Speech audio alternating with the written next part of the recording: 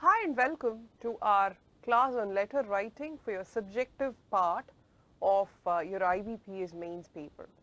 So as you would already remember, the IBPS exam has two parts that are not objective, they are subjective. Now what is the difference between an objective question and a subjective question? One, your objective questions will have 4 or 5 options from which you pick one answer. Okay, so the answer is already there in front of your eyes. Okay, so you have a 1/5 probability of getting the answer right even if you do not know the answer. Okay, so it limits your answers to just 5 options. You pick one, right? What is a subjective question? Now a subjective question is one where there is absolutely no such answer given for you to pick and choose. Okay, what you do is you're given a question, you write what you know, and that's your answer. Okay, so for your essay that we've already seen and for your letter that we would be seeing in this class, remember these are two areas where you need to give the the examiner an extra arena for your scoring and all that. Okay, you need to prove your might there. You're actually getting an extra platform to express yourself, to make the examiner understand that, hey, you know what, I know the language. Okay, I can communicate. So make use of this platform. It is quite important to prove a point there because your work life would actually involve a lot of written communication and spoken communication. Okay, so that's the reason that there is a subjective part in your IBPS examination. Okay, so without further delay, let's get started on today's class, letter writing. So you have your letter writing basics first. Okay, so let's look at the basics. What is important? Okay, now what goes into a letter? I need to have these details. Number one is the sender, 2 receiver, 3 the subject, 4 salutation, 5 body of the letter, and then signing off. Okay, along with these two, yes, your date. So all these details need to find their respective places in your letter. Okay, so there are two types of letters. One is your formal letter and the other is your informal letter. The formal letter needs to be, well, as the name says, pretty formal. Okay, whatever you need to put across, it needs to be there in a certain fashion. It needs to be in a very formal tone. Now there are, why do you think there is a certain template in writing letters? It's very simple. It's just that people, once you send it across, the receiver needs to be in a position where he can just skim through, the contents and figure out what he wants and, easily figure out where it is and all that. Okay.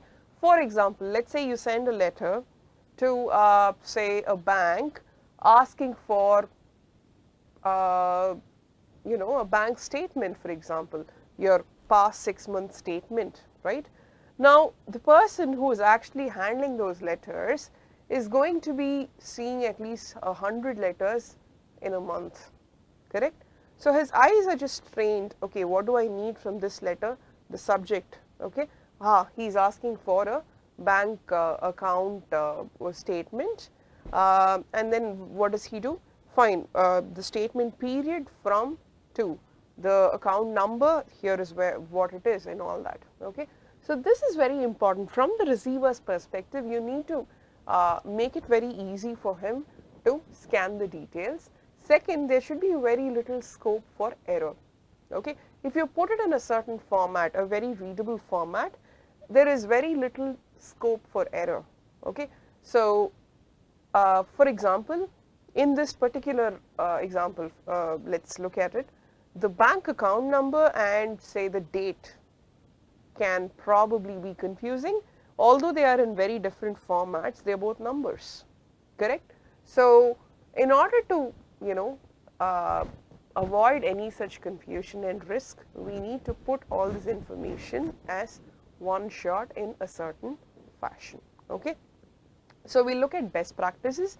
Along with that, we'll also be looking at templates. Okay, so my sincere advice to you: stick to a template. You have a formal letter, stick to a template. Informal letter, stick to another template. That's it. The template will actually, get you your minimum marks. Right, now have a skeletal letter. Okay, so most of the formal letters, if you look at it, the topics would be say send a letter to request for, as I said, a bank statement or an affidavit, request for address proof, so on and so forth. Okay, so all of this is a request of some form, correct? Then there is, okay, let me create an account here, or let me just delete, or sorry, this is very online. Okay, I haven't gone to a physical bank in probably 10 years. Okay, so most of our communication is through a banking app today.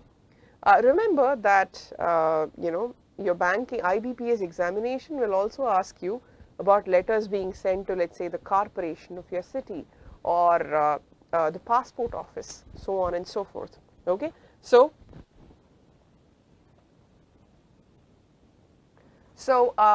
remember that very, very well. It's not just about banking details, it is also about any other letter. And your informal letter as well, sky is the limit. It's all about, write a letter to your friend regarding this, that, blah, blah, blah, blah. Remember that it is a platform for the examiner to figure out where you are with respect to written communication. Got it? That's about it. So have a skeletal letter. If it's formal, stick to one template. I'll tell you about the template as we proceed. Then if it's an informal letter, have a definite template for that also. Then stick to a very clear format, whether it is a formal letter or an informal letter. Have a very solid introduction, a very solid body, and a conclusion. Okay, so structure your letter that way. Then if there is a word limit, stick to that word limit. Okay, so let's look at examples. Okay, now look at this. Write a letter to the branch manager of a bank informing him that you have lost your credit card. Therefore, block that credit card, request him to issue a new credit card. Okay, so this is a very banking related topic that you have, and this is a formal letter. Now, how do you understand whether a letter is formal or informal? Now, this is an official letter. You do not know who the manager is, correct? So you just go ahead and write the formal letter in what do you call, a very formal fashion. Okay, let's look at the template now. Okay, for a formal letter, of course, start with from, and that would be your details. Hi, from, and then you write your name, your address, then the to. Okay, in this case, it would be the branch manager, say HDFC Bank, blah, blah, blah, blah. Okay, so to whom? So this would be the addressee, and this would be his address. Got it? Now here you write your date. Then write your date in a certain fashion again. Don't, okay, what's the date today? 10th of November, correct? Write it this way, or write it, sorry, 10th of, okay, or yes, you can write 10th November 2018. Do not write it in this fashion. Sorry.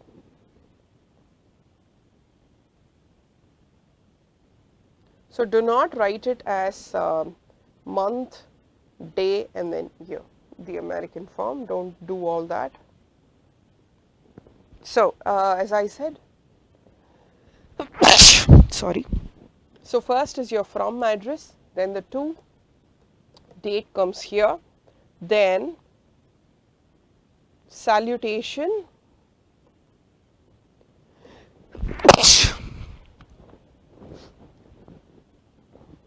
we look at salutation in detail. So this is all about how you salute the person there. Sorry.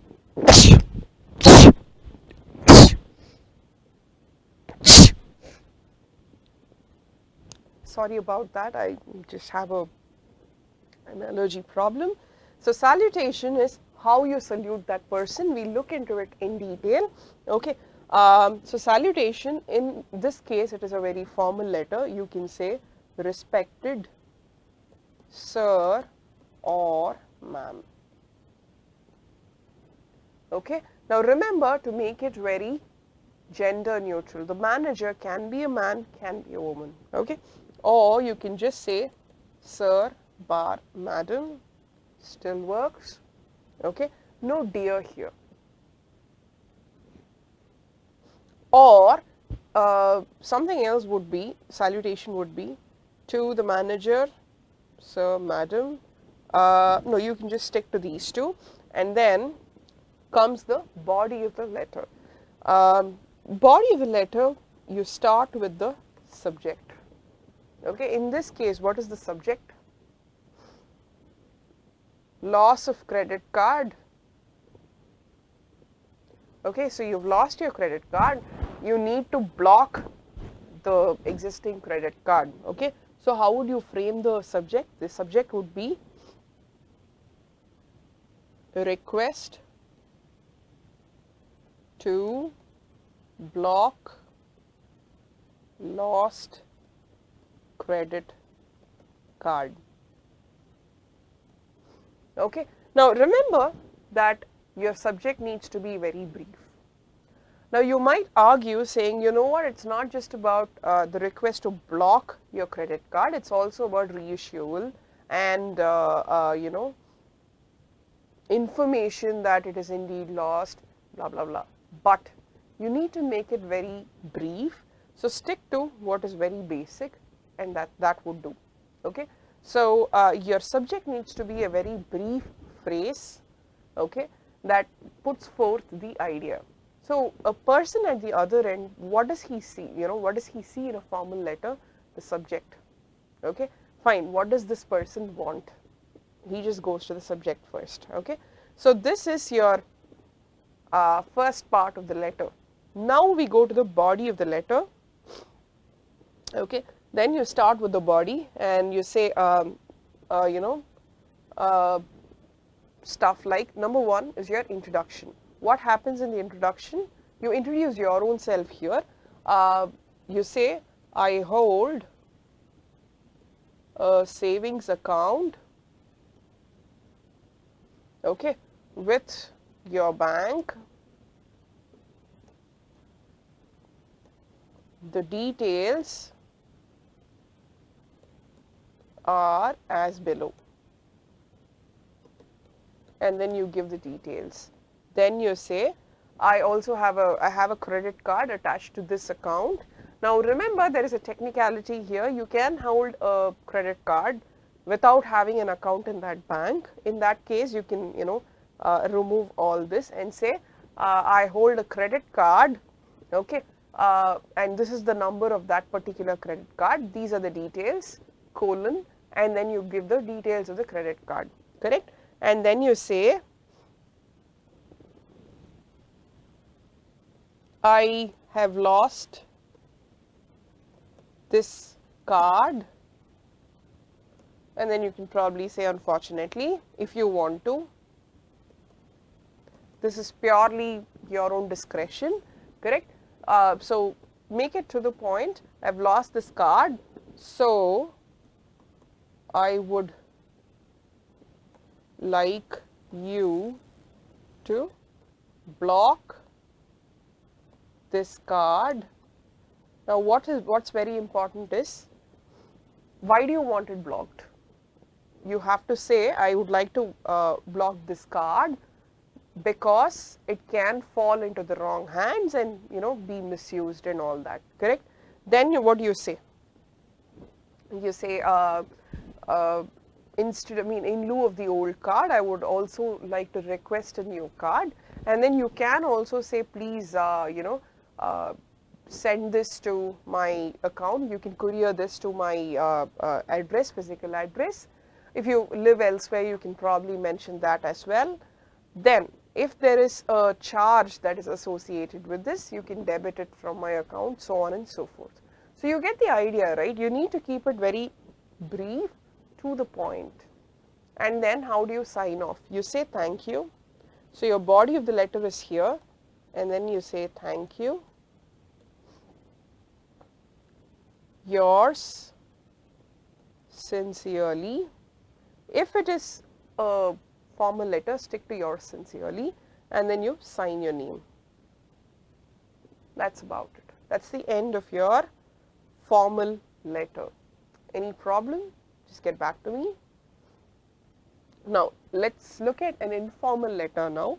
Write a letter to your classmate to choose his career between a well-paid job and an independent business.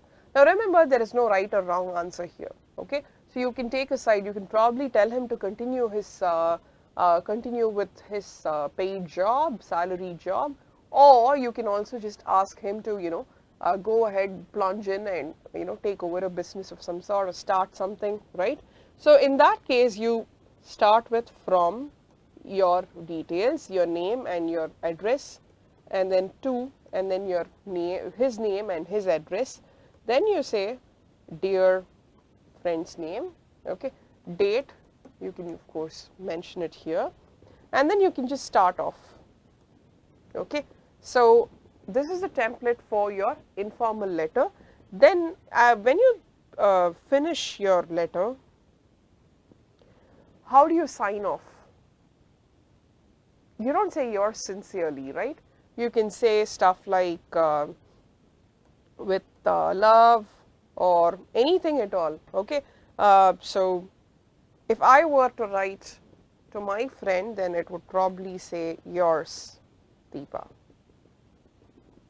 Okay, so in an informal letter, you have a lot more scope because, as I said, it doesn't need to give out information in a certain template. Of course, the from, to, address, the date, those are very necessary. And of course, you cannot really say, it's a test end of day, the IBPS. You cannot really make grammatical errors and then say, what, I'm writing to my friend, why would I choose to follow standard grammar? No, that's not how it works. Okay. Now, in this case also, to get a very good score, I would suggest you have a very good introduction in the body of the letter. Then you have your, actual information, and then a solid conclusion. So in this case, you would probably look at, hi, I'll just say something and let's see if it makes sense. Hi, I hear that you are in a dilemma of sorts because you are considering quitting your job and moving to business. At the same time, it's a well-paid job and business is a huge risk, so you don't know how it would go. Okay, so I understand your dilemma. I would like to put forth these reasons, and this is why I want you to continue with the job or quit this and join a business or start a business. And then you put forth your arguments. They can be anything. Okay, it can be something as simple as, I understand that you want to start a business that deals with an app development. App development is the in thing today, and you have great forerunners. People are doing pretty well and blah blah blah. You can also say there are way too many app developers today, and you have these personal commitments to take care of, and business might not be a great idea. You can go either way. As I said, there is no right or wrong answer. Then you conclude saying, hi, whatever your decision is, I would like you, or I would understand if you go this way, and I sincerely hope that you start your business or continue with your job, whatever it is. Okay, so whatever it is, you just make sure that the letter, the body of the letter is split into 3 parts: a very good introduction, the main information, and then the conclusion. Got it? Now here again is a formal letter. Look at this. You've been observing that your subordinates are not working properly. Write a letter to the HR department about the same. Okay, so this is a very formal letter. You are writing to the HR department, correct? So how would you frame this? From, okay, and then what you do is you say Deepa, and then your name, and then the designation matters here. Okay, office, blah blah blah. Okay, this is important in this particular letter template, and then you say to the HR manager, so on and so forth. Then respected sir or madam. Okay, then subject, how do you frame the subject here?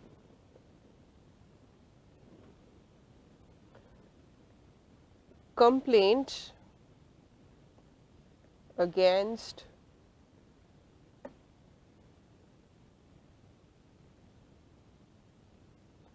subordinates. Okay, this see, as I said, this would be something that is very crisp, it works, and it tells the HR manager what exactly you're trying to say in just 3 words. That's about it. Okay, then you just start off with the letter. How would you go about with this letter? I would like to bring to your notice that my subordinates aren't working up to the mark, so on and so forth. But this is the crux of the letter. How would you go about with this? As I said, introduction. What would the introduction be? Hi, I am the manager of this particular team. I manage 5 people, and I have some issues that I would like to raise with you. Okay. Then you say, in the past 3 months, I clearly see that the involvement of my team has not been acceptable, has not been up to the mark, and you can give examples. Okay, so in this particular instance, A behaved this way, B behaved that way. I would like it if they had behaved this way, blah blah blah. Okay, and then very importantly, you say you've tried your best to put it forth with them, but it wasn't taken very well. Okay, so logically that's the way things roll forward, right? You try on your own, you're unable to do this, and hence you involve the HR manager, correct? And then when you conclude, you say, I would request you to take it in your hands and probably have a chat, a meeting with my team to help them understand that their involvement is much needed, so on and so forth. Okay, and then you sign off formally again. Okay, so this is about your letter writing format, what goes into that. Okay, so quick recap on the templates. Let's look at formal first. So you start with from address to address, you have a date here, and then your salutation, and then your subject, a very brief subject, body of the letter. In this again, I want you to put this in this format: introduction, information, and then conclusion. And then you say thank you,